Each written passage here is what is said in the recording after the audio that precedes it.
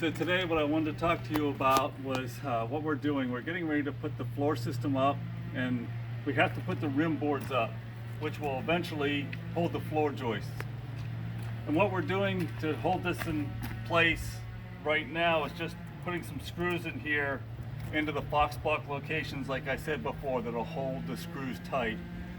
But for a permanent situation, we have two bolts that will go through and into this hole, and then the concrete will surround those bolts, and I can tighten these up later on. That way this rim board's not going to go anywhere.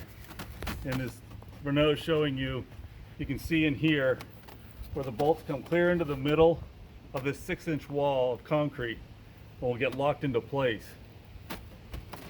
When we cut these holes, we're cutting them about 4 inches wide, and this one I cut a little bit shorter so that it would hold up when I was holding it. It's about 10 inches tall. And real quickly, show you how we're cutting these holes. Each hole has a slant at the top of the hole up through here. That way, when the concrete starts coming up, we don't get an air bubble from here up to here. And that allows the concrete to completely consolidate around the bolts. And then if you come over here, eventually we will be putting on the joist hangers every 16 inches on center to hold the eye joists.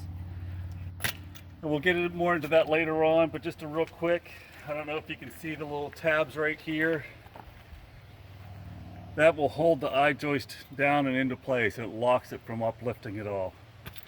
So that's what we're doing right now. We have to have these bolts every 16 inches on center, the whole way around the house, where it'll hold a joist. And over here where it won't be holding joist, it won't be holding as much weight, we only have to do one every 4 feet. The reason that they're staggered high, low, is because this is dimensional lumber right here, so it has a grain to it.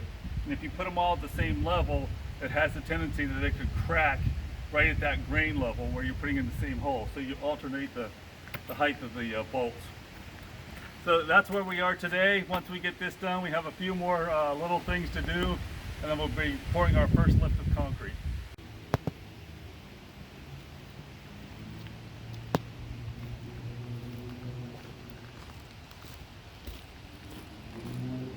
Something else that we've started doing is we've started putting this bracing in. This will help us make sure that the wall is straight up and down and perfectly straight.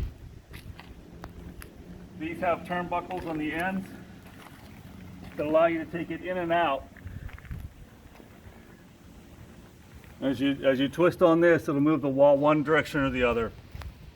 And so